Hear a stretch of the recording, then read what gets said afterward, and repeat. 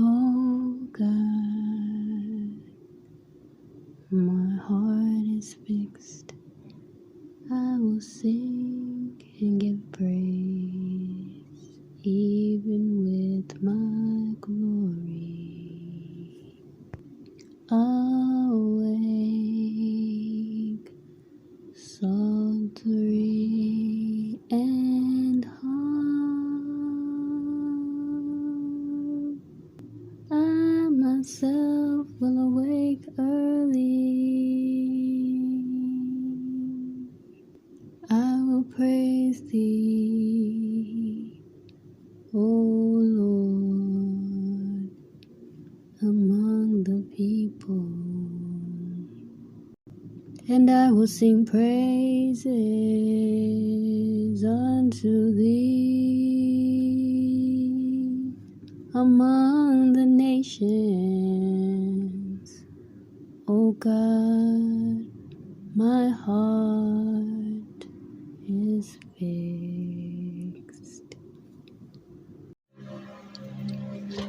Shalom Yasharala, Layala Tawab Yaim, Sababa Hadabar, kayaYasharaal, Bahasham Yahweh Hamashayak, Noah, Isaiah wayalaryam, Thawadah Yahweh, Lakal Wayawam, Hachadash Yarak, Nagash Sababa, Asharyam Yasharala, wayalaryam Yagawan, Lachata, Kanagad Hata, Babakwasha Yashai Wala'a, Shachak, Yasharaal, Ladabar, Ibayar, Thawadah Yahweh, kayaYasharaal, Bahasham, Hamashayak, Thawadah Lakal, wayalaryam, Thawadah. For my predominant English speakers who have not become acquainted with our language fluently yet, and those of us that are still studying and still have a challenge with understanding the beauty of our language, I just said, greetings, Israel. Good afternoon, my people. Great the word of the Most High Yahweh, and the name of Yahweh Shai, the Anointed, our help forever.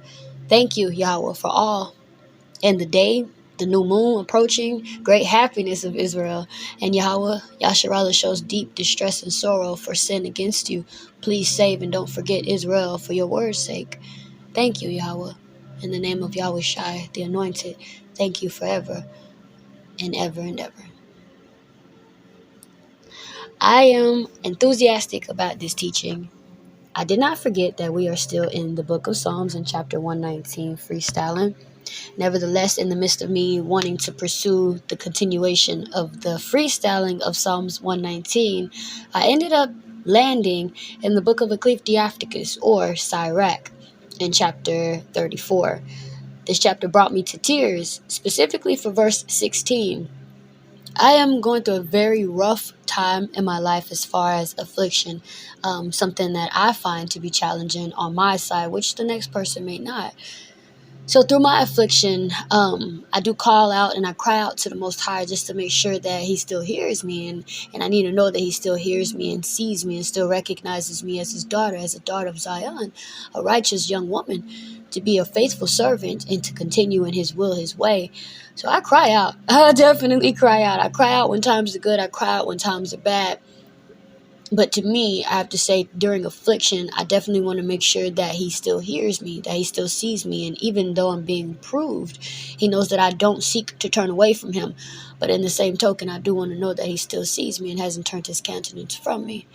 So I was looking for a precept to a verse in the book of Psalms, chapter 119.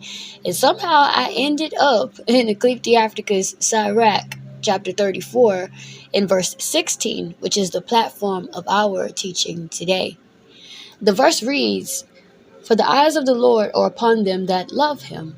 He is their mighty protection and strong stay, a defense from heat and a cover from the sun at noon, a preservation from stumbling and a help from falling."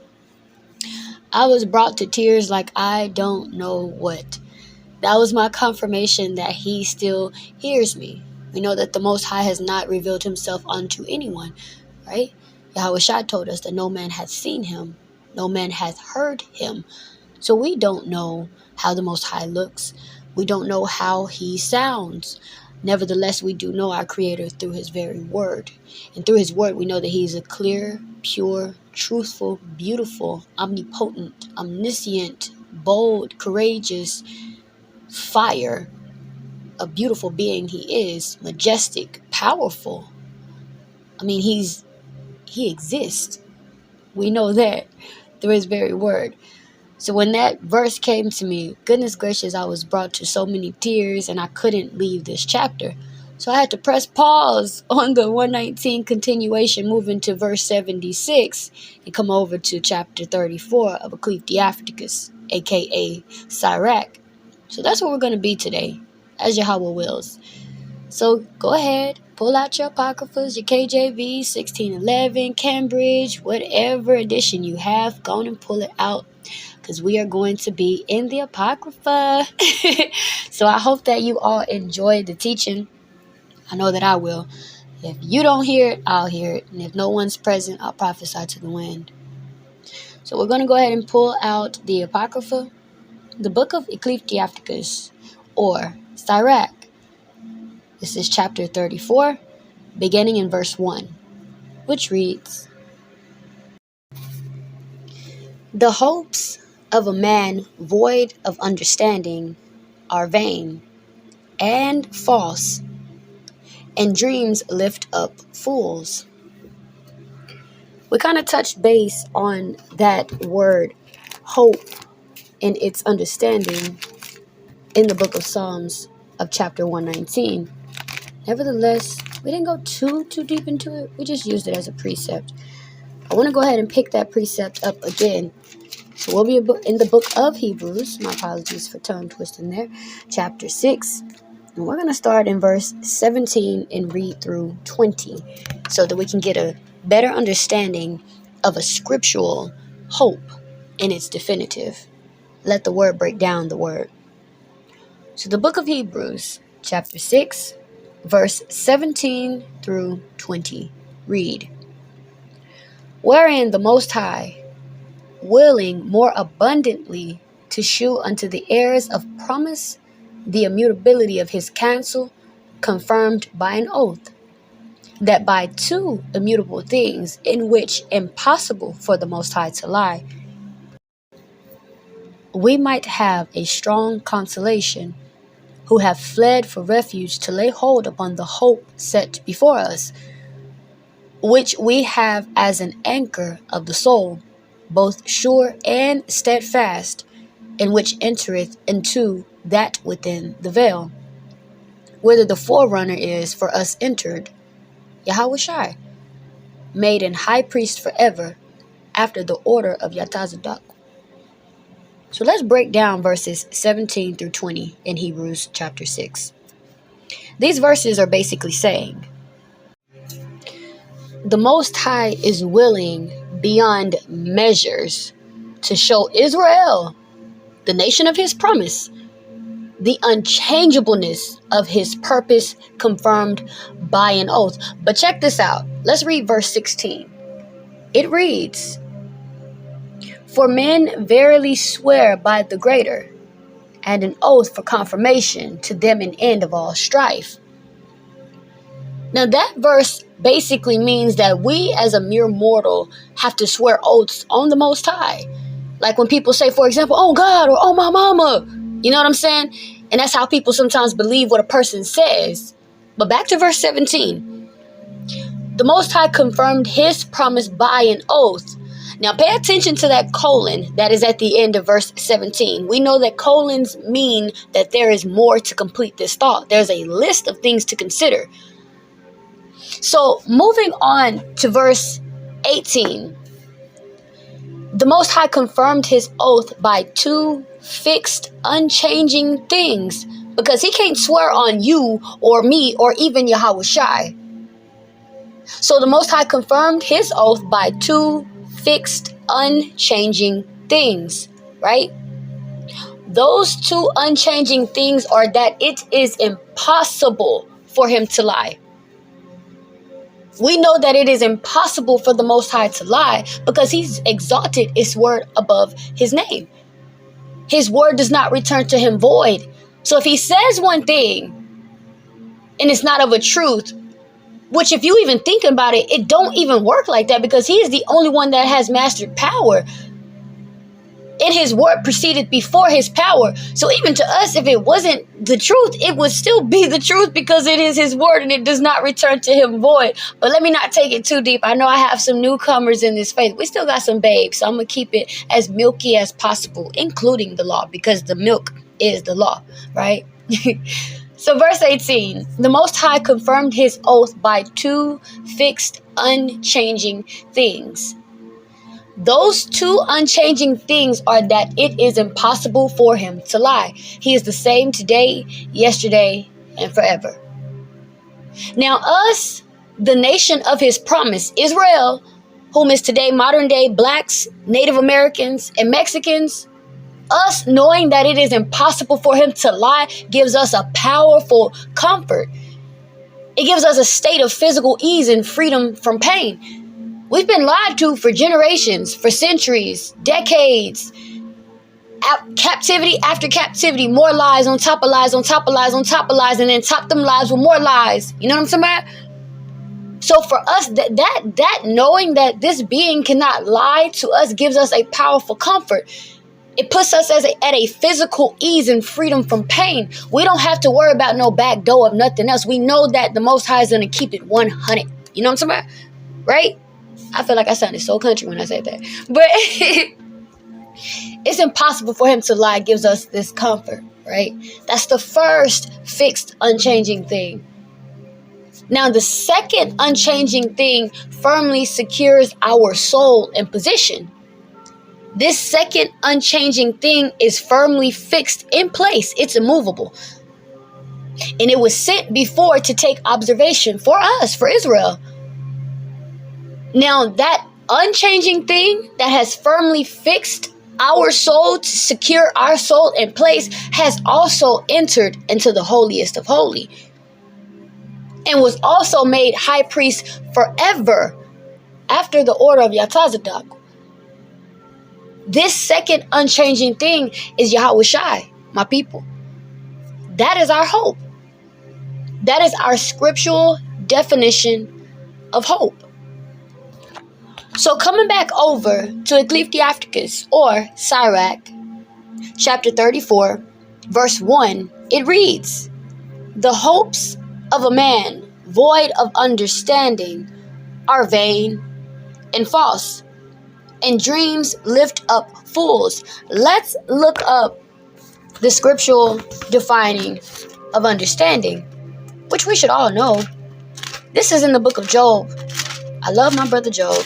The book of Job, chapter 28, verse 28 reads, "And unto man he said, Behold, the fear of Yahweh, that wisdom, and to depart from evil, understanding."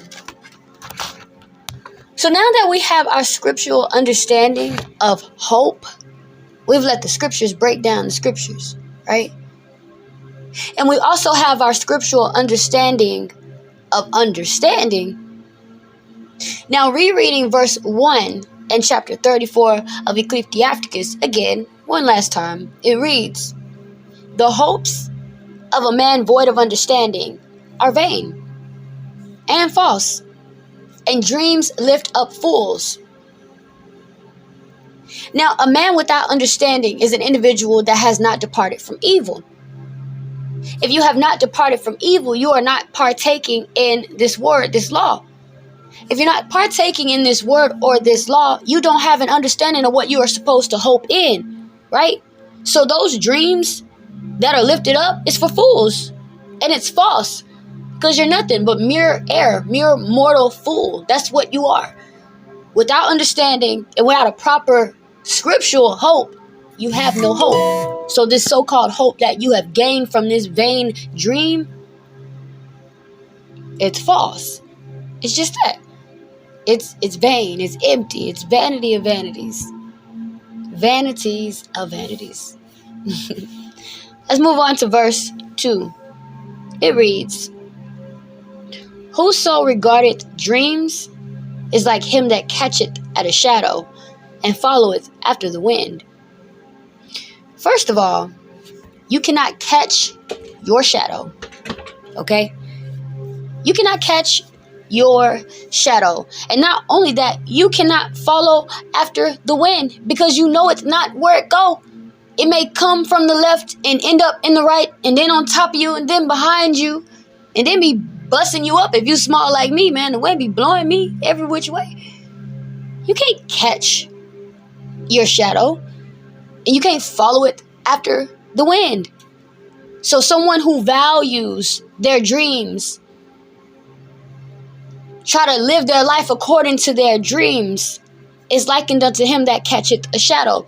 Now, remember, my people, when I once said, of course, through the Holy Spirit and wisdom that praiseth herself in the congregation of the Most High. Remember when we're reading scriptures and it says things such as, whoso regardeth dreams is, or life eternal is. We understand it that whatever precedes after is the defining of what has come before that is, right? So come over here to John 17:7, I believe it is, so we can get another example. And it's excuse me. It's 17:3. So we're in the book of John in chapter 17, verse 3. And it reads, and this is life eternal.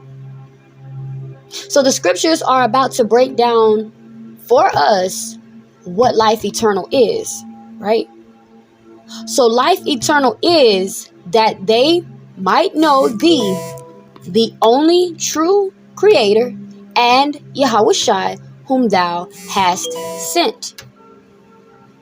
That is life eternal. Because if we go over another verse or another few chapters, and this is chapter 7, verse 38 of John, it reads, he that believeth on me, as the scripture hath said, out of his belly shall flow rivers of living water. So we know that life eternal, again, is that they might know thee, the only true creator, and Yahawashi, whom thou hast sent. And the only way to gain understanding of the true one and only true creator and the one whom Yahweh has sent is by being in the scriptures and believing on the scriptures as they say it. So then I say again, when we're reading and it says is, it followeth what it is that you're reading, and it's saying is, whatever comes after that, it is defining scripturally what is at hand. So coming back over to Sirach, chapter 34, verse 2, it says, whoso believeth, my apologies, let me reread that again. Whoso regardeth dreams is like him that catcheth at a shadow and followeth after the wind. Pretty much a fool is basically, it kind of created a similitude for us, a picture for us, but you understand what I mean. It has given you the definition in the form of a similitude or a picture of an individual that values or regarded their dreams. It's pointless. This individual is pointless. Why are you trying to catch your shadow? You cannot catch your shadow. It's not even tangible. I don't even know what a shadow is, my people. I mean, defining it in the Merriam-Webster's dictionary, obviously, yes. But to be able to conceive in thoughts, I can't conceive what a shadow is. I don't even know the point of a shadow, my people. Have you ever even thought about that? So how can you catch it? It's not tangible. When you reach down to grab it, it's like if you on the ground, like you touching the ground, but it's like, you see what I'm saying? It's confusion, foolishness. And then following after the wind, you can't follow after the wind because you can't even see it. You cannot even see it. And for any of the stupid scoffers out there, that ain't got nothing to do with faith or hope. I can only imagine the dumb and foolishness of a scoffer. But we're going to move on to verse 3, which reads, the vision of dreams is the resemblance of one thing to another, even as the likeness of a face to face. So it's just continually going into more depth detail so that we can see what he means by how vain regarding or valuing a dream is, I want us to take a look in Proverbs. Let's go to Proverbs 27, verse 9. Proverbs chapter 27, verse 19. My apologies. It reads, "As in water face to face, so the heart of man to man." So when we read the verse 3 and 34 of Ecclesiasticus, again, reading, "The vision of dreams is the resemblance of one thing to another, even as the likeness of a face to a face." And then we read verse 19 in chapter 27 of Proverbs, "As in water face to face, so the heart of man to man." It's just giving you a more vivid picture, a display of how vain and pointless regarding dreams are, or regarding dreams is. It's a pointless thing. It's like looking in the mirror, looking in a looking glass, looking face to face, looking at your reflection in the water. It's just a resemblance. It's a resemblance of one thing to another. That's it. Do I know the meaning of dreams, of why we dream while we are asleep? I have absolutely no idea. I know there are some individuals that don't even remember their dreams. There are some people that use these adulterous things called dream catchers, thinking that these things catch your dreams. How can something made by the hands of man catch something that's not even tangible? It's funny how unwise and foolish mere men or man is. This species, mankind is, we're like the goodness. Let's move on. Verse 4. "Of an unclean thing, what can be cleansed? And from that thing which is false, what truth can come?" Let's come over to the book of Job, chapter 14, verse 4. It reads, "Who can bring a clean out of an unclean? Not one." So it says, of an unclean thing, what can be cleansed? Have you ever thought about something that's unclean? Something unclean. How can something unclean cleanse? You got to think about that. We'll use the swine, which is the abomination to the Most High, for an example. We know that swine is unclean. It's literally made for the purpose of being unclean, which is why you're not supposed to eat it. It eats filth, it eats trash. It is literally, the purpose of this thing is to be unclean. So of an unclean thing, what can be cleansed? I've known of people when they cook these things called chitlins, pig intestines. And then they say they have them in the sink, got the whole place lit, be smelling like defecation, feces, boo-boo, doo-doo, sugar honey iced tea. It stank. But they call themselves cleaning chitterlings or chitlins. How can you clean intestines when intestines are literally this thing that is made? It makes up a part of a system, and it takes your digested food. Your feces travel through intestines. So your intestines literally hold your boo-boo. And then you got people that be talking about they cleaning some chitlins. Of an unclean thing, what can be cleansed? You cannot clean something that was made to be unclean. And something that is unclean cannot do any cleansing. The remainder of this verse reads, "And from that thing which is false, what truth can come?" Come over here to the book of Luke. The book of Luke, chapter 12. I went too far up, my bad. The book of Luke, chapter 12, verse 1. It reads, "In the meantime, when there were gathered together an innumerable multitude of people, insomuch that they trode one upon another, he began to say unto his disciples, First of all, beware ye of the leaven of the Pharisees, which is hypocrisy. What does hypocrisy mean, my people? It's dissimulation or pretenseness. So it says, from that thing which is false, what truth can come? Yahushua tells us to beware ye of the leaven of the Pharisees, which is hypocrisy. It's pretenses. It's not real. They bestow upon you a burden that they wouldn't even try and hold with one finger.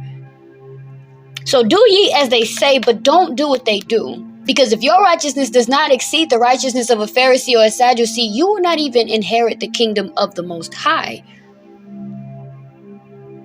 So again, the remainder of the verse in verse 4 of 34 of Ecclesiasticus reads, And from that thing which is false, what truth can come? There is no truth that can come from that thing which is false. That thing which is leaven. And we know that leaven, it means of inveterate mental and moral corruption. That's what that means. Do you all know what inveterate means? Well, inveterate means having a particular habit, activity, or interest that is long established and unlikely to change. So Yahushua has likened the very doctrine of these Pharisees unto leaven, and also their very being as hypocrisy.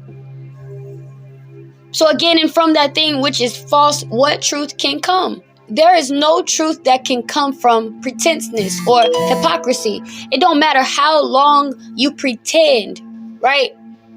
How long you be fake, right? There's no truth of being fake. Have you ever heard of that saying, web of lies? That a lie continually goes on and on and on. And we already know that Satan is the father of lies.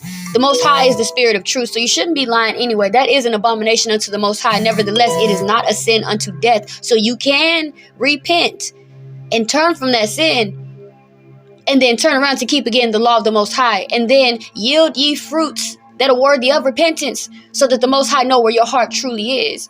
So you can repent of that sin. It is not a sin unto death. So I can even pray for you if that is a sin that you are committing. It's not to say that no one has lied before. I've lied. You understand? I have lied. Nevertheless, that is not something that I want to partake in, because it is an abomination unto the Most High. And Satan is the father of lies, and that's not my father.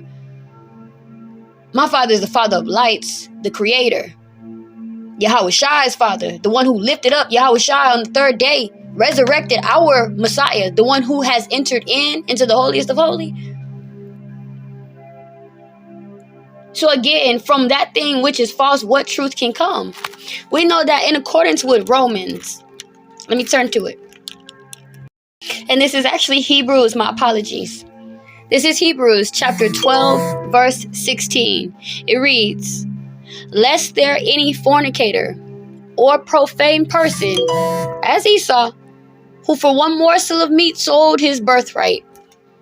I'm just using this particular nation of people as an example, because we are very well acquainted with Esau, whom is the devil that the Bible speaks of, whom is known as the white man or the Caucasian in this day and time, just as Israel is the known people of the blacks, Native Americans, Mexicans. We have a scriptural nation name, and then we have the common era name that has confused a lot of the masses, right? So Esau is a profaned individual, meaning, and that word profane means common, ungodly, unhallowed. When you think of common, ungodly, unhallowed, this individual is everything opposite of holy. This nation is not sacred. They're not holy. They're not royal. There's nothing majestic or beautiful about this people, right? So when we're reading the last portion of verse 4 and 34 of Ecclesiasticus, and from that thing which is false, what truth can come? You got to think about the fact that this is a profane nation. This nation has fooled the masses. got the masses thinking that the very Messiah from the number one highest selling book on the planet looks like the very enemy of the people that the book is really speaking of. So from that thing that is false, what truth can come? I want you to honestly answer, what truth has Esau ever told you, told me, told us, told the masses, told the world? Don't worry, I'll wait. But I'm not going to wait too long. I got to keep forth with this teaching. So I'll reread verse 4 again before moving on to verse 5, which reads, of an unclean thing, what can be cleansed? And from that thing which is false, what truth can come? I don't know. I really love that verse. Like, that verse, man, it's pretty deep. Of an unclean thing, what can be cleansed? And from that thing which is false, what truth can come? I mean, it just shows, first of all, the importance of knowing the Most High. And then also the importance of knowing that it is important to have a relationship with the Most High. To know that you need to be following this law, because that is the only thing that converted the soul. That is the only thing that maketh thee righteous, blameless, spotless, perfect. The only thing that puts you in this state of grace, knowing that you got to strive ye to enter in at the narrow gate, because many are called, but few are chosen. The thing that bringeth thee into light, so that you're not stumbling and groping in the newness that is as though it's night. I apologize. That thing that have you unshook and rooted in the very hope of our salvation, of this being that is mediating on our behalf. This thing that has fixed and made immovable is firmly secure our soul in position. Of an unclean thing, what can be cleansed? And from that thing which is false, what truth can come?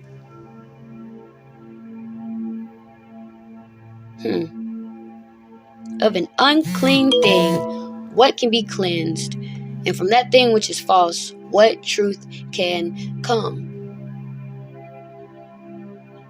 We need the Most High.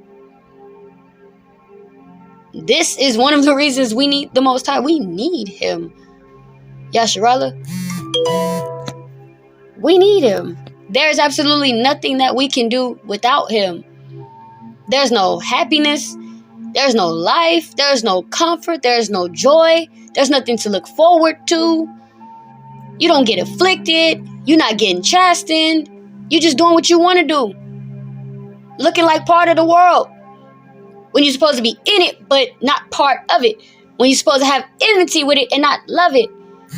When you're supposed to serve your Creator and not mammon. Because you despise one and love the other. Of an unclean thing, what can be cleansed? And from that thing which is false, what truth can come? You gotta love this word, my people. Oh, the truth. Oh, the genuineness, if that is a word. Oh, the loyalty, the credibility, the joy, the comfort, the beauty of this word, my people. Let us move to verse 5. It says, divinations, and so its sayings, and dreams are vain, and the heart fancieth as a woman heart in travail.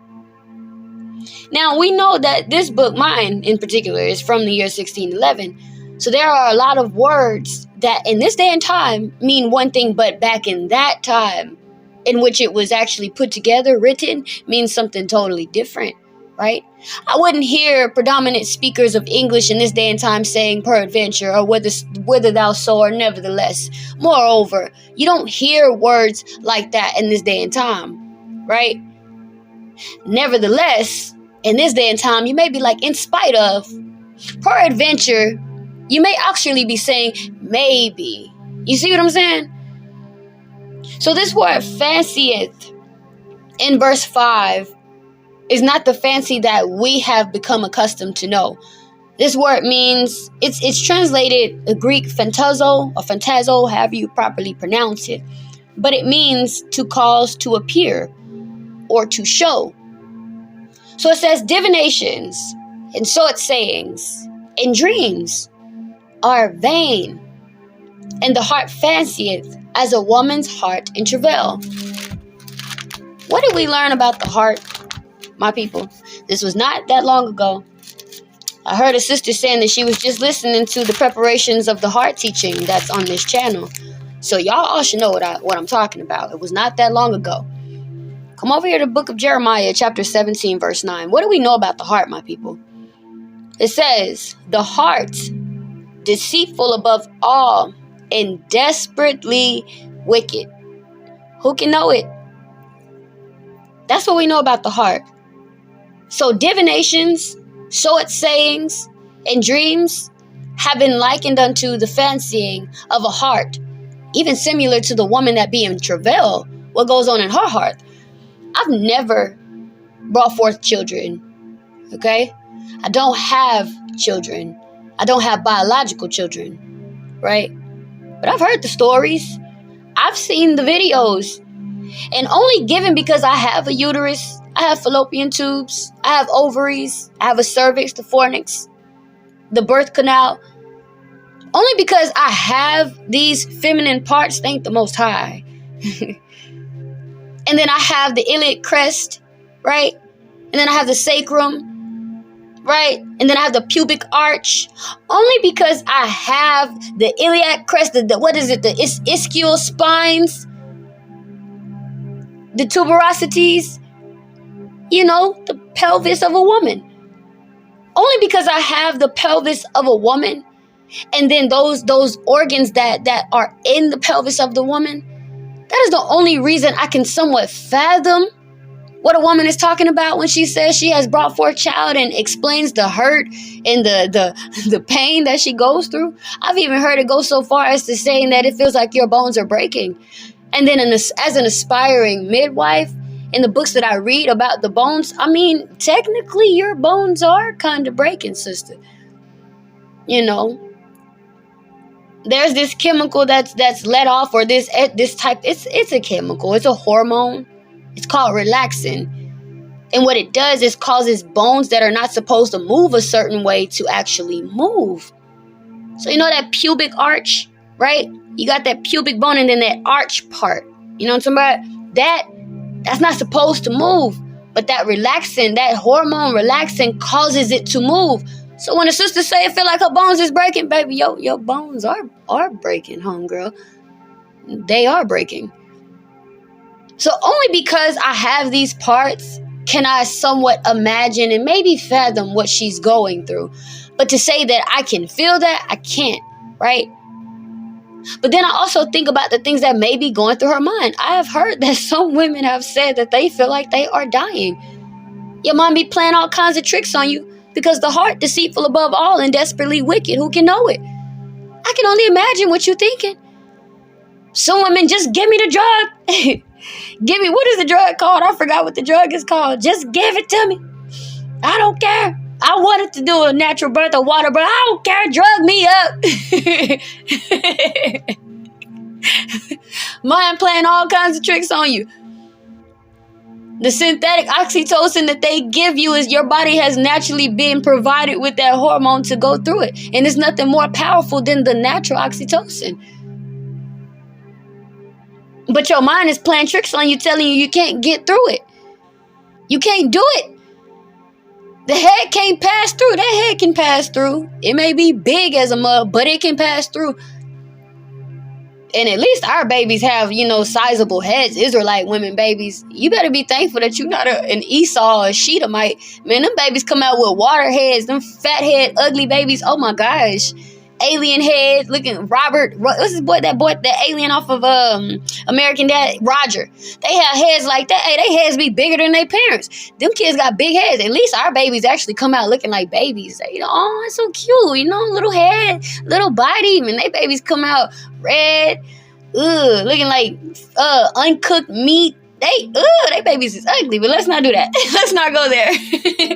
Bringing it back. So it says divinations and sort sayings and dreamers or dreams are vain, and the heart fancieth as a woman's heart in travail. Divination, sort sayings, and dreams have been likened unto the heart of a woman while she's in travail. And we know that fancieth means to show or to cause to appear. And in accordance with Jeremiah 17:9, the heart deceitful above all and desperately wicked. Who can know it? You got to understand that divination. Let's look up divination.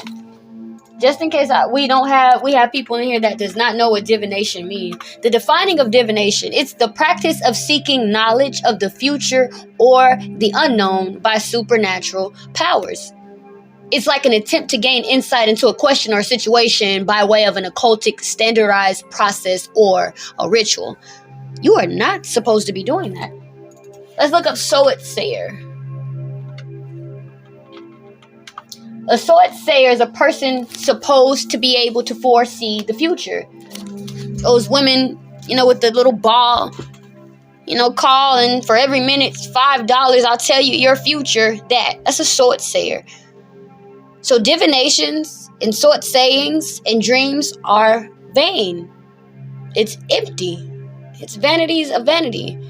It's air. There's nothing to it. Why even waste your time with it? Well, moving on to verse 6, it says, if they be not sent from the Most High in thy visitation, set not thy heart upon them. Right?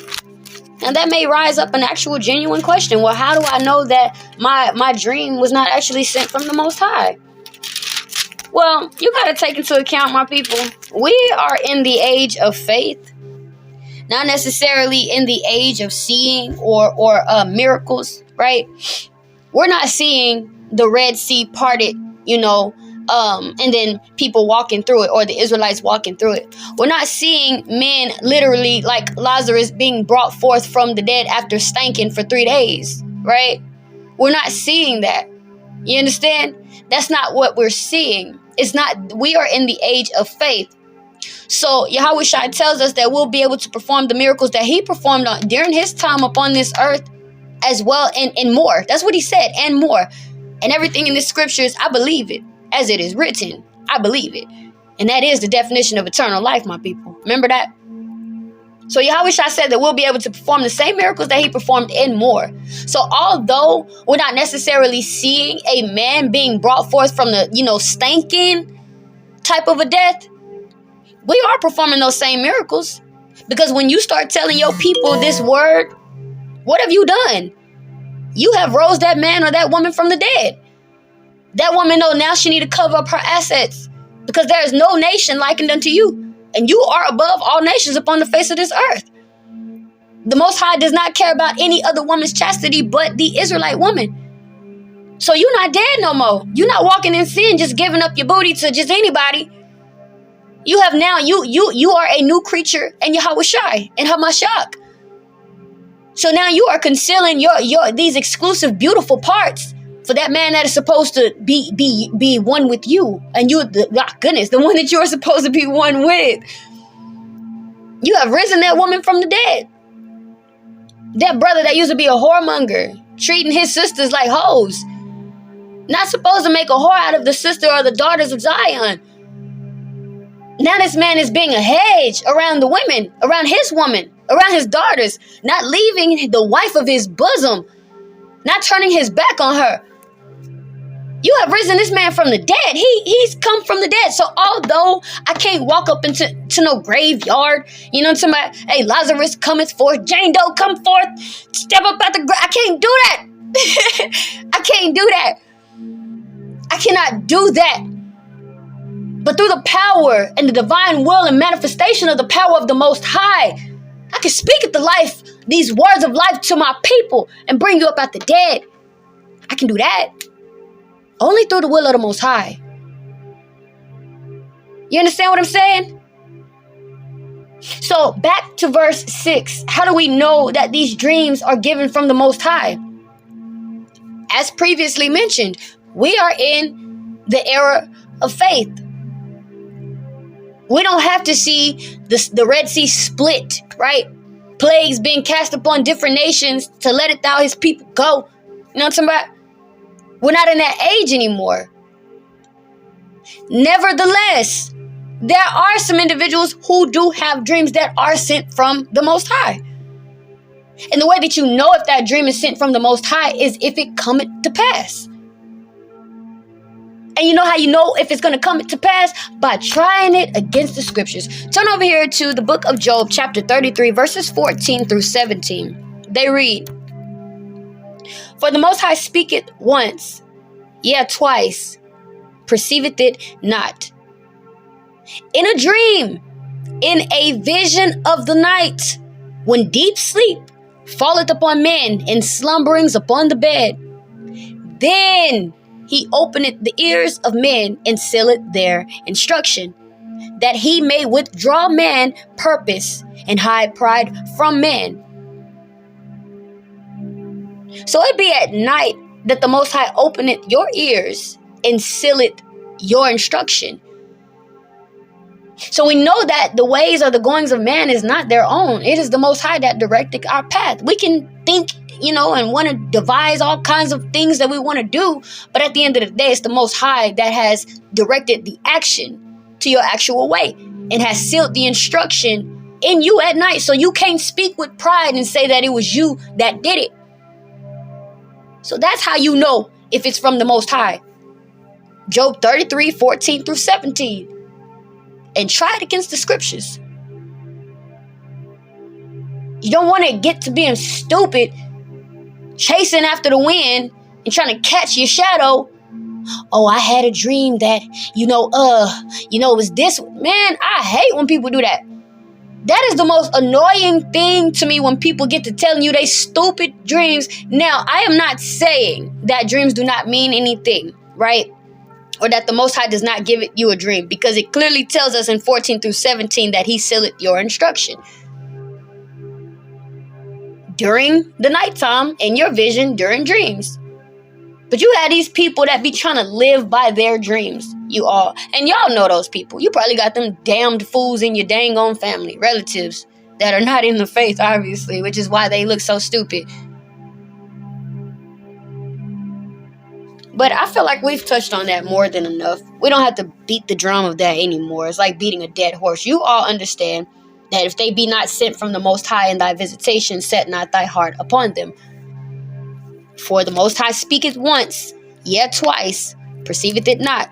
In a dream, in a vision of the night, when deep sleep falleth upon man, and slumberings upon the bed, then he openeth the ears of men, and sealeth their instruction, that he may withdraw man purpose, and hide pride from him, or pride from man. That's how you know if it be from the Most High. Okay. We're going to go on and move to verse 7. It reads, "For dreams have deceived many, and they have failed that put their trust in them." That's very simple and self-explanatory, you all. Very simple and self-explanatory. I have a story from a relative from when I was, very young. Was saying that a relative in specific was given some dream, and the money that this relative had could have gone toward paying the rent. But this dream that this individual had was to buy something else, and it was gonna, you know what I'm saying? It's supposed to do something, and all of this BS, just foolishness. This individual woke up out this dream like a damned fool, spent the money, rent money, on something else that could not profit you in your necessity, and ended up losing the abode they're living, their habitation, because you've fallen after a dream. You're trying to chase your shadow, and you're trying to catch your shadow, and you chasing the wind. So it says, "For dreams have deceived many, and they have failed that put their trust in them." Why would you put your trust in something that has been likened unto following after the wind or catching a shadow?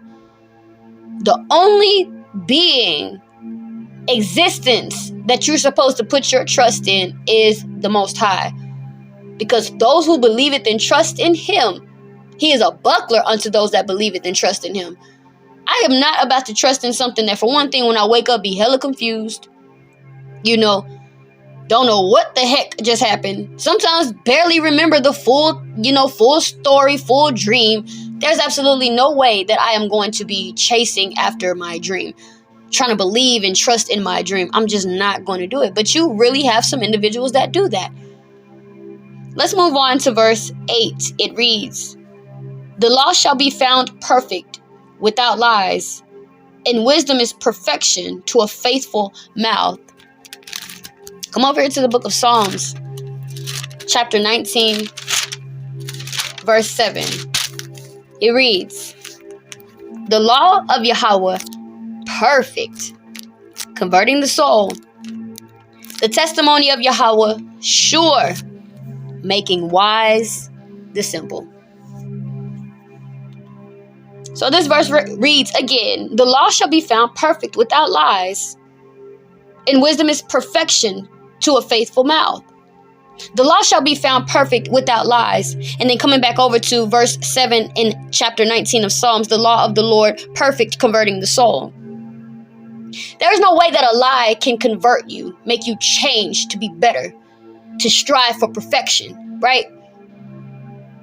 You can lie to someone whom is obese and get them into this understanding of it being body shaming, right? So now this fat ass, obese man, woman is not striving to lose weight because, okay, if you're looking like this on the outside, I could only imagine what the inside of you looks like, right? Got fat around your organs, your heart having a hard time pumping, you having a hard shortness of breath, diabetes, high cholesterol, you done had a stroke, you can barely see, you can't walk, you can't even see your shoes, you can't bend down to tie your shoes, having a hard time sitting down, getting back up, getting to the next position. It says the law shall be found perfect, without lies. The law of Yahweh perfect, converting the soul. It is truth that maketh thee free, right? It's truth that set you free. Because if you're honest to this fat man or fat woman and you let it be known, bruh or sister, you need to work on trying to lose some of that weight, okay? It is not healthy to be walking around like that. You're going to end up catching a heart attack, diabetes, high cholesterol, a stroke. You're going to develop some grave sicknesses that can be turned around and kept away from you by you just trying to lose this weight. That's the truth. And that be the thing that make this person do what's best for them. Converting their foolish thought process of it being body shaming. That's not freaking body shaming. It's the truth. And in this day and time, good is being called bad and bad is being called good. But woe unto them that call it good evil and evil good. Great distress, destruction upon you. How dare you lie? It is not good to lie. That is an abomination unto the Most High.